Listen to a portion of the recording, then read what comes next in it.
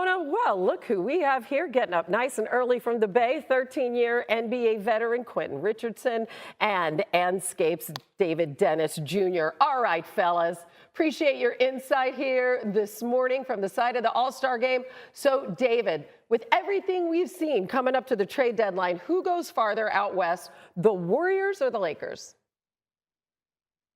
All right, so let me start with a little disclaimer that you were talking to Davidson College class of 2008 here. So the last thing I'm going to do is bet against one Wardell, Stephen Curry, going as far as he possibly can in the playoffs, especially while they're 3-1 since Jimmy Butler is back, while Stephen Curry is averaging 31 points in that span. Butler just unlocked so much for them, and it's been a seamless transition from the jump. He's getting to the free throw line. Defensively, he's picking things up, but he still doesn't even have his legs under him. If playoff Jimmy and Stephen Curry can get in that 6th seed, there's not a single team in the Western Conference who will want anything to do with this squad. Yes, Hannah, I agree with David, man. I look at it like they get a new lease on life for the rest of this season and the next couple years moving forward, because we all know what playoff Jimmy is. And I mean, I feel like they still have the pieces that allow them to go the distance. They got Steph, they got Draymond. You heard Draymond talking about it. Those guys looked at each other and said, this is like the last ride. They're gonna approach this with urgency. And we all know that once Jimmy Butler gets into the playoffs, that he's one of the best players in the entire league, bar none. So I like the Warriors better than the Lakers moving forward for this year. Yeah, his intensity, he just ratchets it up a notch. But they right now are sitting in the play-in. Okay, let's go to the slam dunk contest. I know y'all making his way back from injury and into a new system here. Also, the Lakers, they've had Jackson Hayes get hurt in this one. Brian, is this loss at all concerning for LA, or is it just, you know what, we're going to flush this one before the All-Star break? Yeah, I'm not super concerned by it, but I mean, we all knew that they had issues in the interior, and that's, you know, the whole league knows it. You saw it was in the Jazz game plan, getting to play them twice in 3 days. And look, Walker Kessler goes 8 of 8, okay? And you saw in those highlights, Lowry Markkanen going to the basket, not worried about any rim defense. That's going to be an issue for them. You know, they were not a great interior defensive team. Even when Anthony Davis was there, he was great. But as a team, they allowed some scoring on the interior. And so, look, that's going to be something they have to deal with. They do have really good size on the perimeter. They have great length, and they have really strong wings. And so J.J. Redick's going to have to work on trying to set something up that will take advantage of that. But definitely that's something they'll have to mitigate, and their matchups in the playoffs will maybe dictate their chance of success. The other thing, Malika, that I'm seeing very early on here with Luka is he's trying to fit in. You know, LeBron in the huddle the other day before his first game said, hey, fit out, don't fit in.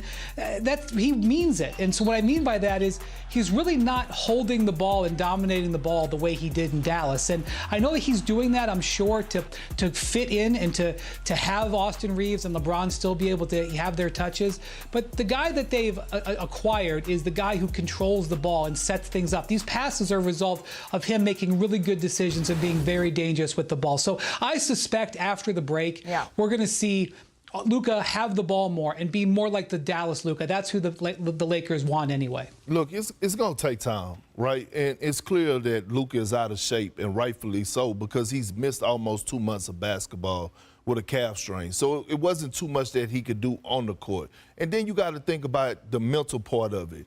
You getting traded from the Dallas Mavericks. You got so many emotions. The Lakers welcome you with open arms. And he's right. He need this All-Star break to reset. In fairness to him, JJ need this All-Star break to reset. You just lost Anthony Davis. Yes, you got back Luka Doncic. So now you have to get back into the lab, which I believe JJ Redick will do, and now build around Luka and see what's going on and see how you can reset. And the great thing about it is most teams that actually care, you know, they come back 2 or 3 days before the All-Star break. They get some practices in. They get their sets in. The Lakers are going to be fine offensively. They still got that void. Maybe Alex Len could feel it a little bit, but we have to see. Well, and that's the question, right? He made his debut last night, Alex Len did, but clearly there is still an interior presence here that the Los Angeles Lakers are missing, Shams. Their options are limited. Are they done with this roster? Could we see more buyout market moves? Malika, for now, the Lakers are done. This was their move, getting Alex Len, 7-foot big man. They do feel like in time he'll be able to find a spot, find a niche there. He was pretty much in Indianapolis, going to sign with the Pacers before the Lakers started the recruitment of him to get him aboard. They desperately needed size if they're going to go get Alex Len the way they did, waive Christian Wood. They were able to get under the necessary apron, so they're not going to be super in the tax to make this move. So shout out to the front office for doing that. But they clearly need possibly more than just Alex Len and Jackson Hayes. That is the issue for this team. Rob Pelinka said it at that post-trade deadline press conference. They know their center of the future is going to come. They thought it would be Mark Williams. If not, Mark Williams is going to be in the offseason. Hey, Wendy, you remember a guy by the name of Timothy Moskov? You remember when he came to Cleveland? I sure do. Okay, so my thing is that LeBron James, he has a history of turning water into wine and bringing out the best of players, right? Before we all start judging, and I'm talking about the fans of Alex Len, let's see what LeBron James could do with him, right? Like, let's see. Perk. What? I mean, Timo Mozgov was a lot higher accomplished player than Alex Len. No offense to anybody. I mean, they traded 2 first-round picks to get Timo Mozgov. I got that part, though, Alex Wendy. Len is, a extraneous I got that, player. but let's not knock it until we see more of it because he hasn't played that many minutes as well. That's all I'm saying. I'm not saying he's going to... I'm just defending Timo Mozgov's honor. No, I love Tim. That was my teammate. At the end of the day, bad loss. Hayes got hurt. You're down a couple rotation guys. No Finney Smith. Vincent, also a big one. But you went 12-3 over your last 15 games. You take that heading into the All-Star. The energy in the building, it really was palpable. As we say hello to our senior writer, Brian Windhorst. Brian, what to you was your biggest takeaway from watching Luka's first night with the Los Angeles Lakers? Well, the Lakers just handled this very, very well. First off, they picked the game to come back against the Jazz, a team that, just can't match up with the Lakers in talent. And the game was over after the first quarter, so there was no pressure really on the outcome of the game. But having him be introduced last, having the jerseys, having a big deal made about him, I think he felt a little bit of pressure. JJ Redick said that after the game as well. First off, not playing in 6 weeks, you're going to feel a little weird going out there.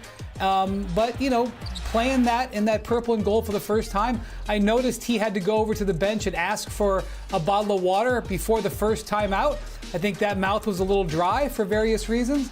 But he didn't need to play great in this game. He played fine, and I think it'll be a good building block. And guess what, Malika?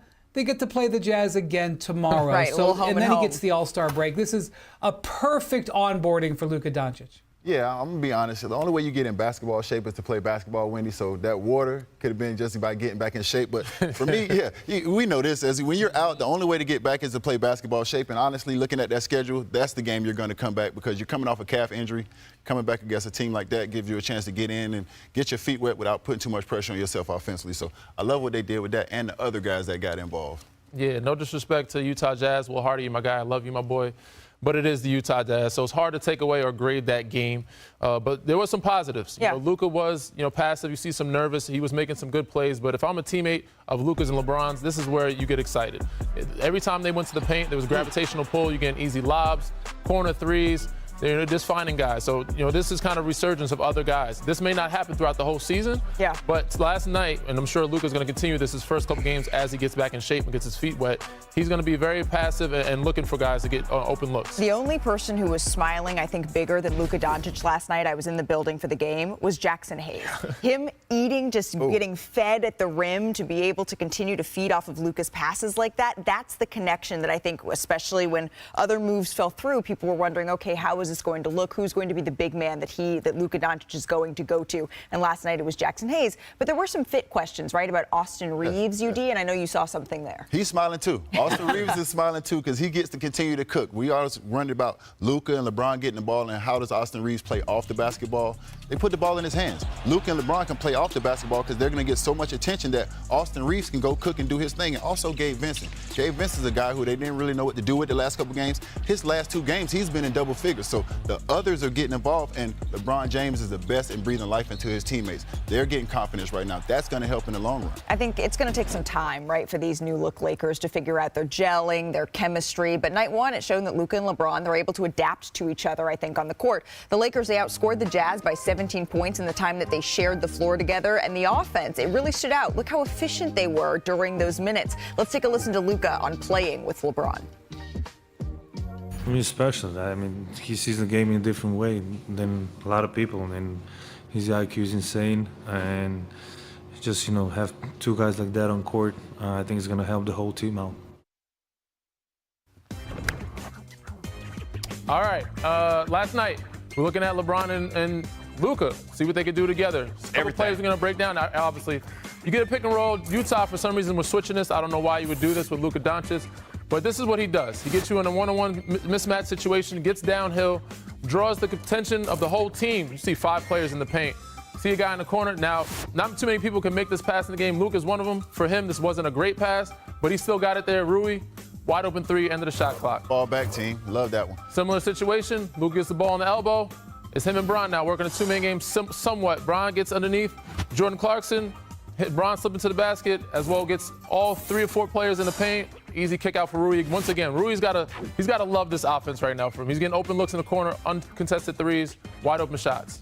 The Lakers offense have had the most efficient run in the team history in the last 6 games here. They've scored 120 points or more and made 50% of their shots in every game in the last recent streak here. So they're playing high and efficient basketball. They have high basketball IQ. Defensively, they're playing at a high level. They're going to keep it going. And yeah, that's something we've only Hopefully. seen really in 2020. So this is something that the Lakers, they're hoping that they can reinvigorate those championship vibes here. But a few days ago, gentlemen, though, we thought it wouldn't just be Luka making his debut for the Lakers. They had agreed to a trade to bring in Mark Williams from Charlotte as well. But as Arsham Sharanya, who joins us now, reported, that trade, it fizzled out a little bit. There's been new developments in the Williams trade that was rescinded. Shams, what more can you tell us about what's going on between the Hornets and the league?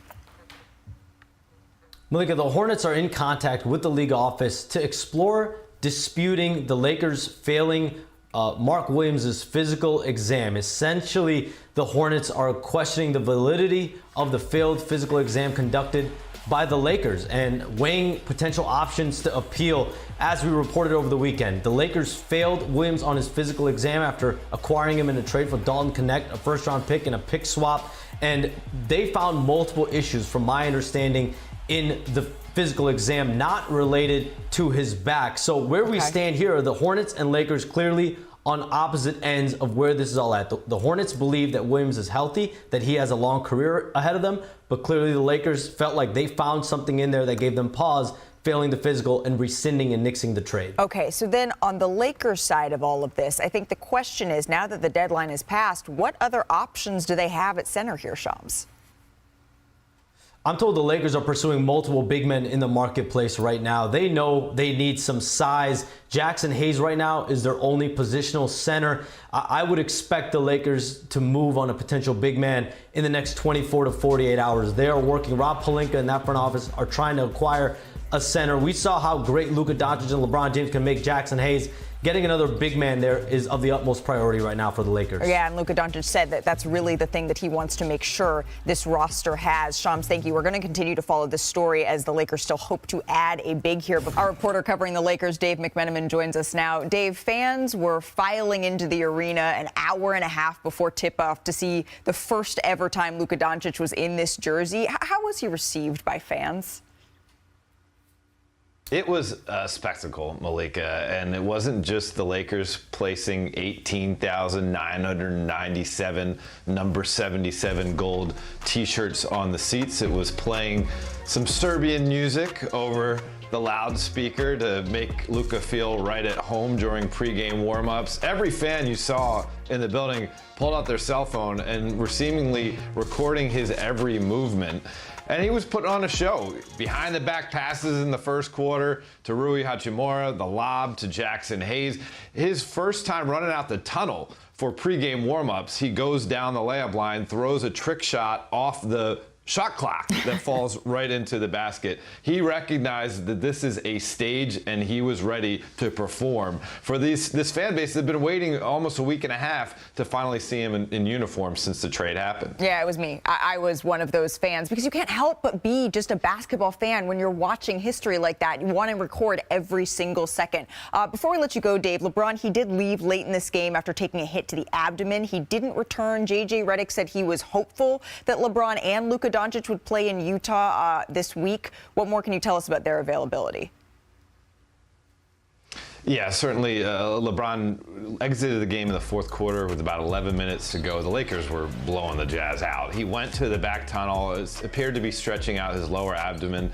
A source familiar with LeBron's injury status told me, quote, he's good. And when he was leaving the locker room last night, he didn't speak to the press, but had a brief conversation with a couple of us reporters and said, see you in Salt Lake City. That combined with J.J. Redick's message makes me believe that we're going to see him on the court so the Lakers can try to finish off this momentum they've been building leading up to the All-Star break. They've won 12 out of 14. They can make it 13 out of 15. They're number 3 in the Western Conference standings. And based on what J.J. said, I think we're going to see Luka Doncic out there again, only with still a minutes restriction. He played 24 minutes in his debut. I'm told that minute range will be anywhere in the 25 to 30 minute range. Yeah, you have to imagine that part of the reason that he didn't reach that 30 minutes restriction was because it was a blowout game. We hope to see both of these stars on the floor in Utah. Dave, thank you so very much. We haven't seen Luka, we haven't seen the Lakers rather, play this consistently well since their 2020 championship. That was the last time the Lakers had multiple 6-game winning streaks in a season. That was that 2020 campaign that, Danny, you are very familiar with, my friend. Part of. Here was Luka when he was asked just how dangerous this team can be. Very dangerous. I think the ball was moving very well on the offensive end. I think we can lock down a lot of players. So I was just happy to be on the court again, man. Very dangerous. All right, those are Luka's adjectives. So, UD, what about you? Fill in the blank for me. This Lakers team, as currently constructed, could be in the Western Conference Finals. Oh. I was very encouraged by seeing them play small ball last night. I was very encouraged by seeing Austin Reeves and the others continue to get going. And I'm also encouraged just focusing on what goes forward because nobody plays really big basketball anymore. Nobody's going into the bigs. Now, if they see Joker, they might have an issue, but leading up to that. They know that, too. History tells them that. I'm encouraged with that small lineup. Yeah, based on matchups, they could get it to the Western Conference Finals. I'm not too sold yet. It's the Utah Jazz. It's hard to grade that game. But offensively, they look very explosive. Love what they can do.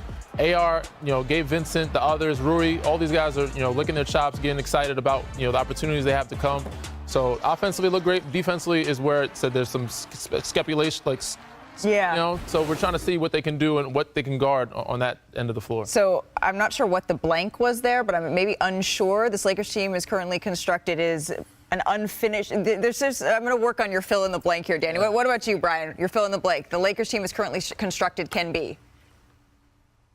I think they can be a first-round playoff winner. I think they're really playing well over the last month, especially defensively. I like that Austin Reeves is playing some of the best basketball we've ever seen, and it looked like the game plan last night was to keep him involved. I think, as UD said earlier, him getting over 20 points last night and keeping that streak going was important. It's just going to really come down to the matchups. I think there are teams in the West that the Lakers are going to be able to handle, but if a team has a lot of size and can punish them on the inside, especially in a 7-game series where you can really game plan, I think it's going to be hard. I'm giving the Lakers a pass on expectations for this season. I know that's not something that maybe people want to hear. Their roster is imbalanced. It's not totally their fault. The trade fell through. An imbalanced roster that's going to be sort of rushed together in the second half of the season doesn't typically lead to deep playoff runs, but I'm not taking anything off the table really either. They're 2.5 out of second right now in the Western Conference. It's tight. So was that technically an answer by Wendy? I'm still, UD, you get a gold star for the fill in the blank. I'm still trying to figure out what the blank was for both Brian and They can win a playoff round. Why is that not an answer? That's specifically filled in the blank. They can win a playoff round. Okay, they can win a playoff round. All right, before we go to break, Danny, UD, Brian, it was Luka's debut last night. Mm-hmm. I have a trivia question for you. Uh-oh. Ready for this? All right. In their 77-year history, thousands and thousands of players have debuted for the organization. Mm-hmm. Who is the player that had the most points in their Lakers debut? Out of every player. There's your boy. Oh. Yeah. Yeah. I almost forgot that. We got the answer to the test. Danny Green. What do you mean, no way, Wendy? Yes, way. Wow. No way. Yes, way. Against the Clippers in 2019. Was that a preseason game? It was early. It was our first regular season game. There you a lot of threes, go. of course, not many twos, but See? Yo, you had one of those spots where you didn't miss a three for like 3 weeks. I was going to say, how many that. of those were threes? A lot of them, probably like 7. The biggest thing in the NBA today, the potential debut of Luka Doncic. The Lakers are hosting the Jazz tonight in crypto, and Doncic was acquired for Anthony Davis just over a week ago. That shocked the entire world. Now the Lakers, they've been hitting their stride recently, winning 5 straight by an average of almost 19 points per game, including Sunday without LeBron, where the Pacers, Austin Reeves, y'all saw that? He dropped 45 in the win, so he was more than cooking. Brian, what are we going to learn tonight from Luka's debut? He is listed currently as probable. Yeah, so I think this is going to happen. LeBron's upgraded to probable too. So I know that all of the focus is going to be on number 77 and number 23 because everybody is so attracted to how those two future Hall of Famers are going to play with each other. But I would just point out that I think the challenge for JJ Redick is how Luka fits alongside Austin Reeves. And I know that that sounds wild, but Austin Reeves has demonstrated that when he has the ball, he can be awesome. LeBron has demonstrated he can play with a lot of different people. Austin Reeves is coming off of a 45-point, 7 rebound, 7 assist, 3 steal game. It was one of the most prolific games in Laker history. He's playing some of the best basketball of his life. One of the reasons that the Lakers are thriving in this recent stretch, even with Anthony Davis out and then traded and LeBron out, is that Austin Reeves has been so awesome. So keep an eye on how number 15 fits inside the plan, because when Austin Reeves plays well, the Lakers typically win. Yeah, based off of the numbers, there's kind of a low-key big 3 happening in Los Angeles. UD, what is your expectations for this duo when they finally hit the court? Sacrifice. I'm expecting LeBron James to sacrifice, and he saw it firsthand with Dwayne Wade when he came to Miami. When Dwayne said, hey, this is your team, I'll figure it out. When you got a guy like Luka Doncic coming into your system, you want him to feel as comfortable as possible, get him to be his best version as quick as possible. LeBron James will sacrifice not only for him, but for Austin as well. He can get it done on any position on the basketball court. He wants those guys to be comfortable. So we've been hearing that LeBron James is going to play off the ball for years now. He actually has a bit this year. Just in the last few months here, they've really let Austin Reeves run the offense and let him get them initiating their offense. Now they're going to have to let Luka Doncic do that. And I think it's a great comparison for you guys when Dwayne had to do that. And I think LeBron is in that stage now where he goes, okay, this is everything the Lakers have done has been for this to be Luka Doncic's team now. It's a hard pill to swallow. It's a hard situation, but you're doing it for a superstar. You're doing it for another guy that you respect. I mean, let's be clear here. There were so many nights where Dwayne Wade and LeBron James met over dinner, a steak and wine, trying to figure this thing out. It doesn't happen overnight, but it starts with the best player of that franchise sacrificing, making that other guy feel comfortable immediately. Does he go down into the post then? Oh, for sure. Sure. He can get it done anywhere. He definitely goes to that mid post. He goes to the dunker. He says pick and rolls in a high screen. He can play off the ball in the corner if you want him to, cut to the basket on pick and rolls. He can do it all. He'll figure it out. Now, the part where Luka has to sacrifice, though, is the Lakers have actually been playing excellent defense. Even without Anthony defense. And I think that's the part where he's got to join into what they've been doing. Yeah, and if he gives effort, it works. And there's no one tapped into the Lakers more than our own Dave McMenamin, who will be there tonight. Dave, what is the level of anticipation that they have ahead of Luka's potential debut tonight?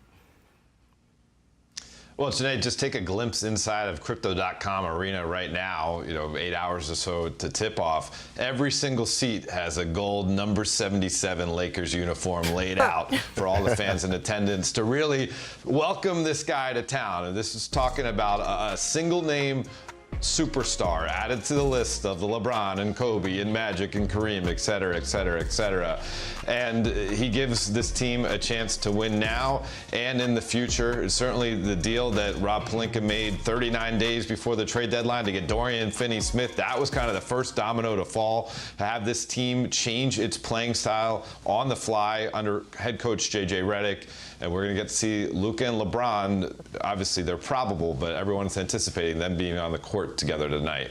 Dave, a quick follow-up. You said a Lakers uniform. Is it a T-shirt or is it a uniform? Because if it's uniforms, they really invested in this man. Jersey? Is it a jersey, right? A jersey. I've never heard of a jersey before, but I'm stealing that. I'm stealing that. Now, one potential jersey that is not going to be made, the Lakers trade for center Mark Williams was rescinded on Saturday night due to a failed physical. What more can you tell us about why that didn't happen and what impact that's going to have for the Lakers for the rest of the season?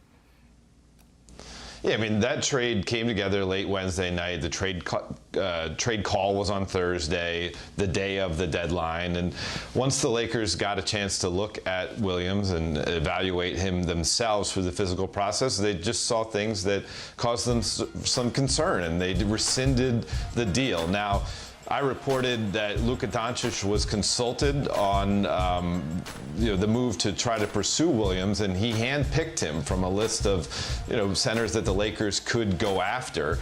And Luka was explained by the Lakers front office afterwards why they had to rescind the deal from what they saw, and he understood it. And so, this is not necessarily something that any team would want or anticipate. It's a very rare thing to see a trade like this rescinded. A Lakers team source told me that there will be a pathway to find a center. They just have to work to find it.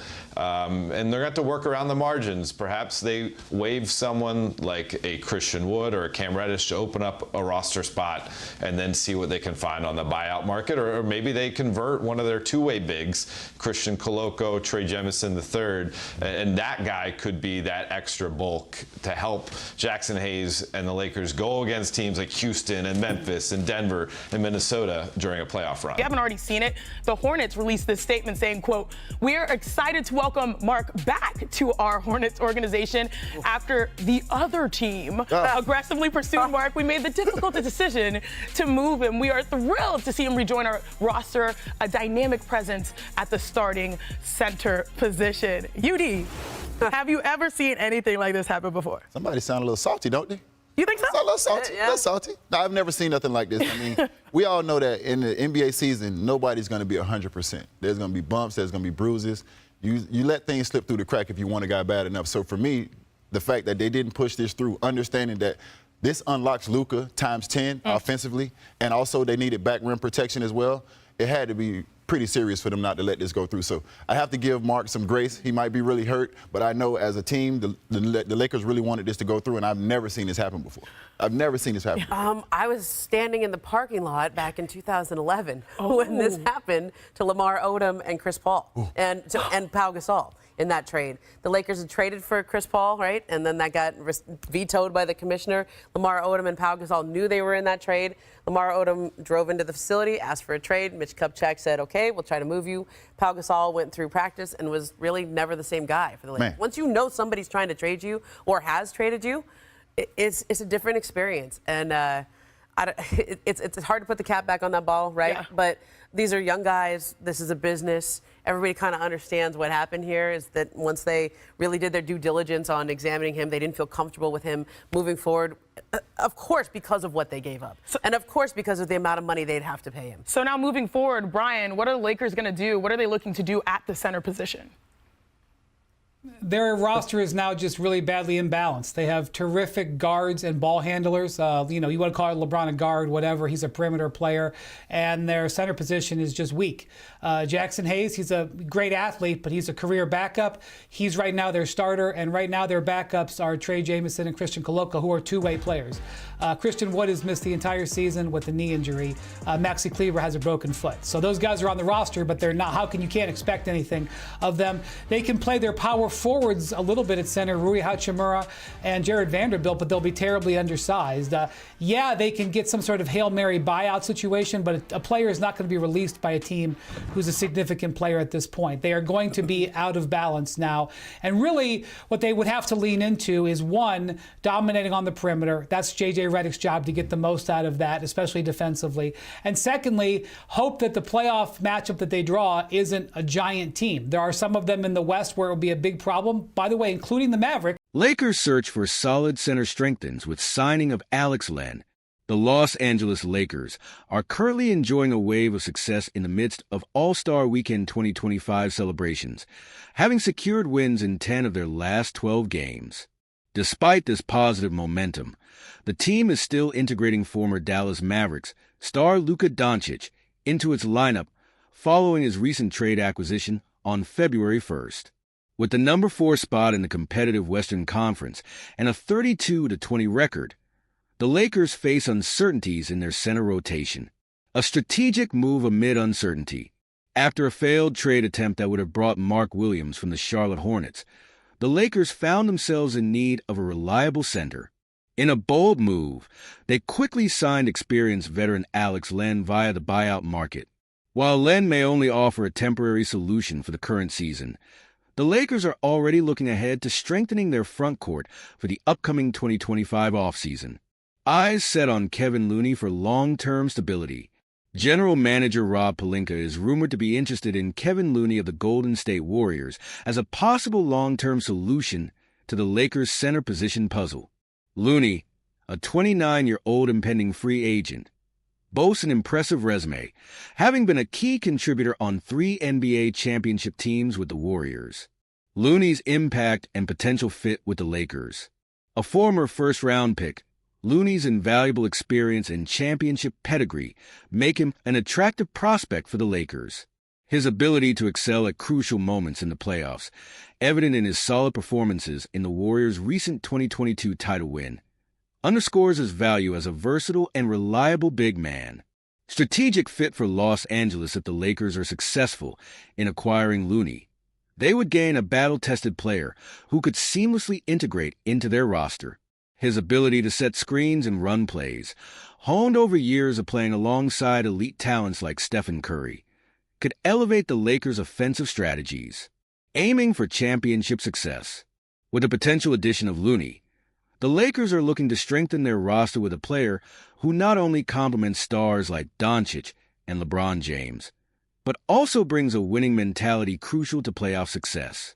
His skill set and experience could be the missing piece in the Lakers' quest for another NBA championship. In the intricate landscape of NBA transactions and team dynamics, the Lakers' strategic pursuit of Alex Len and Kevin Looney exemplifies their commitment to strengthening their roster for sustained success. As the team navigates the challenges of the current season and plans for the future, the center position remains a focal point in its quest for championship glory. Translated with DeepL.com free version.